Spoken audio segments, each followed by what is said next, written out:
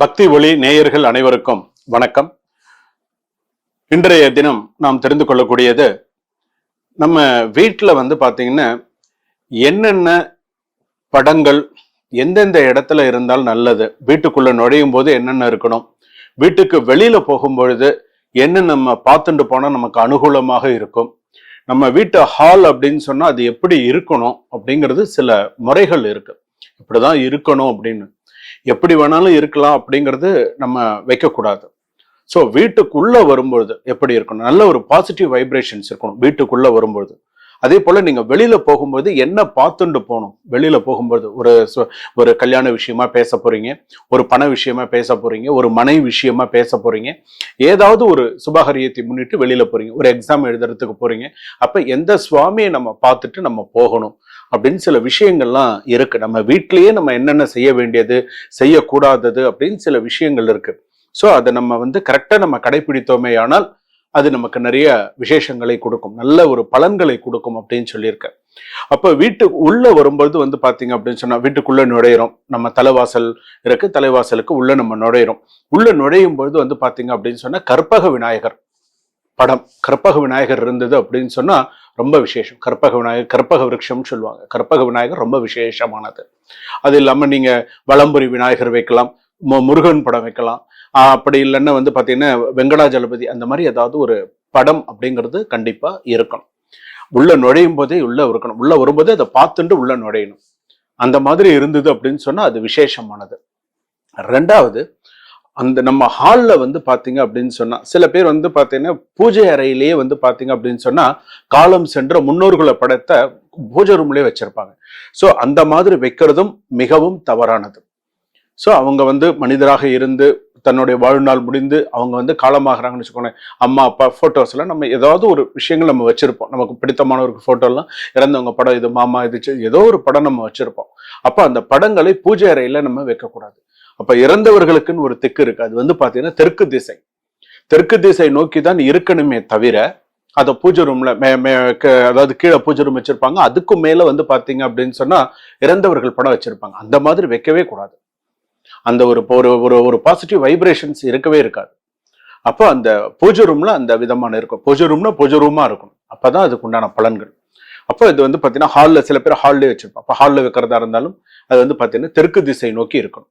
ஒரு ஸ்கிரீன் போட்டிருக்கணும், அப்பதான் அதுக்கு நல்லது. ஒரு மெரூன் கலர்ல ஒரு ஸ்கிரீன் இருக்கணும். அந்த ஸ்கிரீன் இருந்தது அப்படின்னு சொன்னா அமாவாசைக்கு அமாவாசை தான் அவங்களுக்கு சுவாமி கும்பிடுறது. அமாவாசைக்கு தான் அந்த இறந்த முன்னோர்களுக்கு எல்லாம் பாத்தீங்கன்னா ஊதுபத்தி சாம்பிராணி போடுறது, சாமி கும்பிடுறது. அதே போல அமாவாசையில பாத்தீங்கன்னா காக்காய்க்கு சாதம் வச்சுட்டு சாப்பிடுறது, இதெல்லாம் பாத்தீங்கன்னா விசேஷமானது. அது ஹால்ல தெற்க பார்க்க இருக்கணும் அப்படின்னு சொல்லுவாங்க. அதே போல பாத்தீங்க அப்படின்னு சொன்னா, நம்மளுடைய வீட்டுல பாத்தீங்க அப்படின்னா, வீட்டுல இருந்து இப்ப வெளியில வர போறீங்க, வீட்டுல இருந்து இப்ப வெளியில இப்ப நம்ம போகிறோம் அப்படின்னு சொன்னா, அந்த இடத்துல முக்கியமா என்ன படம் இருக்கணும்னு சொன்னா, இந்த படத்தை தவிர வேற எந்த படமும் இருக்கக்கூடாது. வாஸ்து கிரகலட்சுமி தான் இருக்கணும். இந்த வாஸ்து கிரகலட்சுமி அப்படிங்கிறது எப்படி இருக்குன்றத நான் சொல்றேன். பச்சை கலர்ல புடவை கட்டியிருக்கும், தானியங்களை எல்லாம் ஒரு இடுப்புல ஒரு குடம் வைத்துக்கொண்டு அந்த தானியங்களை எல்லாம் வீட்டுக்குள்ள போட்டுண்டு வர மாதிரி வலது காலம் எடுத்து உள்ள வர மாதிரி இருக்கும்.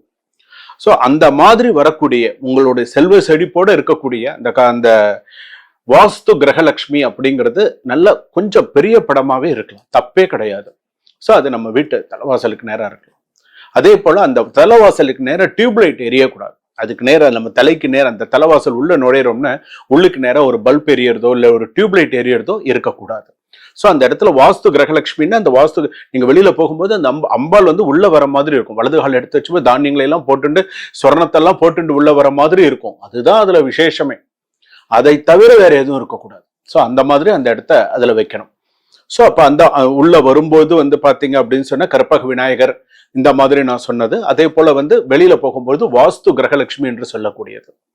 அதே போல வீட்டுல இருக்கக்கூடிய வால் கிளாக் பாத்தீங்கன்னா வடக்கு நோக்கி இருக்கலாம், கிழக்கு நோக்கி இருக்கலாம். ஸோ அந்த மாதிரி வைக்கலாம். அதே போல பாத்தீங்க அப்படின்னு சொன்னா, அந்த ஒரு இடத்துல நம்ம ஒரு வீட்டுல பாத்தீங்கன்னா ஹால்ல இருக்கு, ஒரு ஹால்ல பாத்தீங்கன்னா உடஞ்ச பொருளை ஒட்ட வச்சு நீங்க வச்சிருந்தீங்க அப்படின்னு சொன்னா அந்த வீட்டுல எப்போதுமே தடங்கள், தர்ம சங்கடம், காரிய தடங்கள் இருந்துட்டே இருக்கும். உடஞ்ச கண்ணாடி பொருள்ல ஒட்ட வச்சு ஒண்ணு ரீப்ளேஸ் பண்ணிடணும், அதை வைக்க கூடாது. இதை நான் ரொம்ப இதா ஒரு பொம்மை உடஞ்சு போய் அதை ஒட்டி வச்சு வைக்கிறது, ஒரு டீப்பாய் கண்ணாடி உடஞ்சு போய் அதை ஒன்னா சேர்த்து அந்த வீரல் தெரியுற மாதிரி வைக்கிறது. எப்போ ஒரு வீட்டுல கண்ணாடி உடையுதோ அந்த மாதிரி அந்த வீட்டுல இருக்கக்கூடிய தலைவனோ தலைவியோ மனசு நொறுங்குற அளவுக்கு ஏதாவது ஒரு செய்தி வந்துடும். கண்ணாடி உடையக்கூடாது. குங்குமம் செதறலாம், தப்பு கிடையாது. கல்யாணம் குங்குமம் வந்து விசேஷம். ஒரு குங்குமம் தவறுறதுன்னு சொன்னா ஏதோ ஒரு நல்ல விஷயம் வரப்போறதுன்னு அர்த்தம். சில பேர் அது அபசகுணம் சொல்லும். அது நல்ல, அதுதான் நல்லது. ஒரு குங்குமம் அப்பா அவங்க வீட்டுல கல்யாணம் வரப்போகுதுப்பா, நிறைய குங்குமம் இதா இருக்கு அப்படின்னு சொல்லுவாங்க. ஸோ அந்த குங்குமம் வந்து பாத்தீங்கன்னா அவ்வளவு விசேஷமானது. அதான் கண்ணாடி வந்து செதறக்கூடாது. முக்கியமா முகம் பார்க்கக்கூடிய கண்ணாடி உடையக்கூடாது. முகம் பார்க்குற பிம்பம் இல்லையா, அது உடையக்கூடாது. ஸோ இதெல்லாம் நீங்க வந்து கொஞ்சம் கரெக்டா நம்ம பார்த்துக்கணும். அது அப்படியெல்லாம் இருந்தாதான் அந்த வீடு வந்து பாத்தீங்கன்னா சுபிக்ஷமா இருக்கும். இதுலயே இன்னொரு விஷயம் நான் சொல்றேன். இப்ப நீங்க ஹால்ல மாத்துறீங்க, என்ன படம் இருக்கணும், வெளியில போகும்போது என்ன சுவாமியை நம்ம பார்த்துட்டு போகணும் அப்படிங்கறதெல்லாம் பாக்குறோம். அப்போ உங்க வீட்டு பூஜை ரூம் எப்படி இருக்கணும், நீங்க வச்சிருக்கக்கூடிய பூஜை ரூம் எப்படி இருக்கணும் அப்படின்னு சொன்னா, பொதுவா முட்டிக்கு மேலதான் பூஜை ரூமே இருக்கணும். முட்டிக்கு மேலதான் இருக்கணும். முட்டிக்கு கீழே வந்து பாத்தீங்க, நம்ம கீழே நிக்கிறதுக்கு சில பேர் வந்து பாத்தீங்கன்னா கீழ் பேஸ்ல வந்து என்ன பண்ணிருப்பாங்கன்னா சுவாமி படம்லாம் வச்சிருப்பாங்க. கீழே காமாட்சி விளக்கெல்லாம் ஏற்றுவாங்க. அந்த விளக்காகப்பட்ட தீப ஒளி பாத்தீங்கன்னா கீழே தான் இருக்கும். நீங்க போய் நின்று மேல இருக்கிற சாமிக்கு பூ வைக்கிறீங்க அப்படின்னு சொன்னா அந்த தீபத்தோடைய ஒளி உங்க காலை பாக்குற மாதிரிதான் இருக்கும். சோ அந்த மாதிரி எல்லாம் இருக்கக்கூடாது. நல்ல மேல நீங்க எவ்வளவு உயரமா நீங்க விளக்கு ஏத்துறீங்களோ அவ்வளவுக்குள்ள உங்களுக்கு நல்லது. அந்த பதி விளக்கு நல்ல மேல இருக்கணும். அந்த வீடு பிரகாசமா இருக்கும். நீங்க பதி விளக்கு 3 ஏத்தினாலும் சரி, ஒரு விளக்கு ஏத்தினாலும் சரி, இல்ல ஒரு விளக்கு 2 குத்து விளக்கு ஏத்தினாலும் சரி, மேல இருக்கணும்.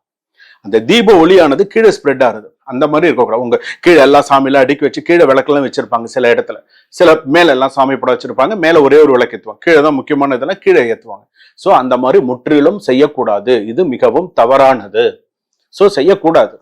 அப்படி செஞ்சீங்க அப்படின்னு சொன்னா அந்த குடும்பத்துல எந்த விதமான முன்னேற்றங்களும் இருக்காது. நீங்க எவ்வளவுதான் சாமி நீங்க நினைப்பீங்க, நான் நிறைய சாமி கும்பிடுறேன், நான் நிறைய கோவிலுக்கு போறேன், எல்லாம் பண்றேன். ஆனா இந்த மாதிரி சின்ன சின்ன தவறுகள் நடக்கும்போது அந்த சுவாமி வந்து கீழ்பார்வையில இருக்கக்கூடாது, மேல் பார்வையில இருக்கணும். மகாலட்சுமியா இருக்கட்டும், ஒரு அதிர்ஷ்ட தேவியா இருக்கட்டும், ஒரு நல்ல உங்களுடைய குலதெய்வம் சுவாமியா இருக்கட்டும், மேற்பார்வையில இருக்கணும் சுவாமி எல்லாம். உங்களுக்கு முட்டிக்கு மேல நீங்க நின்று சாமிக்கு பூ வைக்கிற மாதிரி கீழே நீங்க உங்க பூஜை சாமான்ல வச்சுக்கோங்க. ஊதுபத்தி மித்த சாமான்கள்ல கீழே வச்சுக்கோங்க. நீங்க அன்றாடம் பயன்படுத்தக்கூடியது எல்லாமே. சோ நீங்க அந்த மாதிரி எல்லாம் வச்சுட்டாதான் அந்த பூஜை அறைக்குன்னு ஒரு வைப்ரேஷன் இருக்கும். அந்த இடத்துல உட்காந்து ஒரு சின்ன ஒரு தர்பாய் போட்டு உட்காந்து ஜபம் பண்ணுங்க, ஒரு பூஜை பண்ணுங்க, உட்காந்து ஒரு ஸ்லோகம் சொல்லுங்க. இதுலயே இன்னொரு விஷயமும் நீங்க தெரிந்து கொள்ளக்கூடியது என்ன அப்படின்னு கேட்டா, நீங்க வீட்டுல சாமி கும்பிடும் போது எப்படி சாமி கும்பிடணும். இப்ப நம்ம கோயிலுக்கு போனா எப்படி சாமி கும்பிடுறோம், இப்படி கும்பிடுறோம். ரெண்டு விரலையும் சாமி வந்து இப்படி வச்சு கும்பிடுறோமா, இப்படி கும்பிடுறோம். கையெடுத்து நம்ம நல்லா இது பண்றோமா, நம்ம கும்பிட்டுக்கிறோம். இது வீட்டுல சாமி கும்பிடும் போது எப்படி கும்பிடணும்.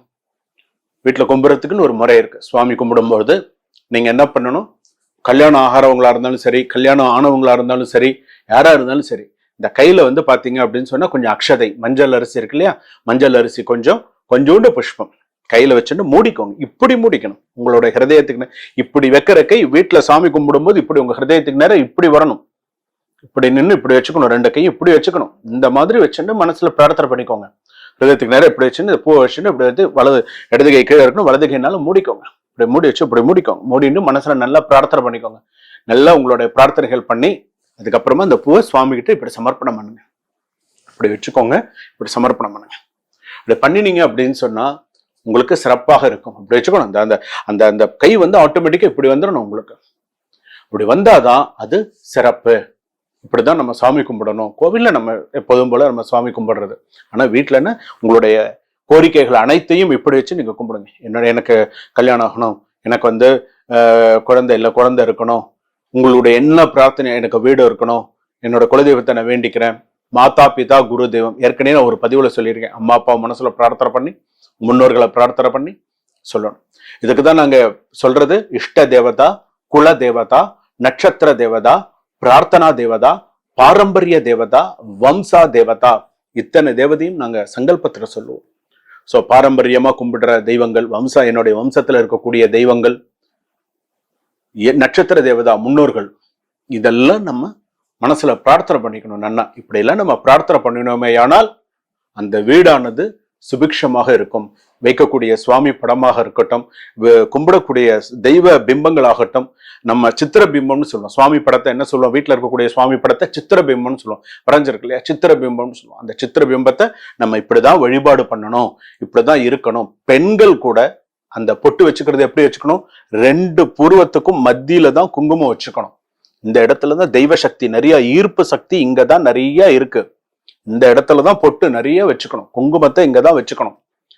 இன்னைக்கு இருக்கக்கூடிய காலகட்டத்துல ஒருத்தர் பொட்டு வச்சிருக்காங்களா இல்லையான்னு தெரியாத அளவுக்கு பொட்டு இருக்கு. அதாவது கடுகு இருக்கு பத்தியா, கடுகுல பாதி, அதுலயும் பாதி அவ்வளவுதான் இருக்கும் பொட்டு. அது எப்படி நெத்தியில வைக்கிறாங்கன்னு, எப்படி ஸ்டிக்கர்ல இருந்து எடுக்கிறாங்க, எப்படி வைக்கிறாங்கன்னே தெரியாது, அவ்வளவுதான் இருக்கும்.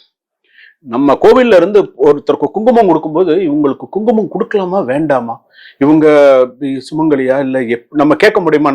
நீங்க போட்டு, சில பேர் நல்லா போட்டு குங்குமம் வச்சிருப்பாங்க, நமக்கு தெரியும், தாமா அப்படின்னு நம்ம கொடுக்கலாம். அந்த மாதிரி பெண்கள் கூட, கல்யாணம் ஆகக்கூடிய பெண்கள் கூட, எனக்கு கல்யாணம் ஆகல நீங்க வெயிட் பண்றீங்கல்ல, நீங்க கூட என்ன பண்ணணும்? குங்குமம் கோயில்ல போய் குங்குமம் அர்ச்சனை பண்றீங்க, அந்த குங்குமத்தை 2 புருவத்துக்கு மத்தியில நீங்க வச்சு பாருங்க. உங்களுக்கு சீக்கிரமா உங்களுக்கு அந்த மாங்கல்ய பலம் வருதா இல்லையான்னு பாருங்க. ஆனா உங்களுக்கு அது வச்சுக்கிறதுலான்னு உங்களுக்கு என்ன ஆயிடுது? கஷ்டமா இருக்கு. உங்களுக்கு அந்த குங்குமத்தை வச்சுக்கிறதுக்கு கஷ்டமா இருக்கு.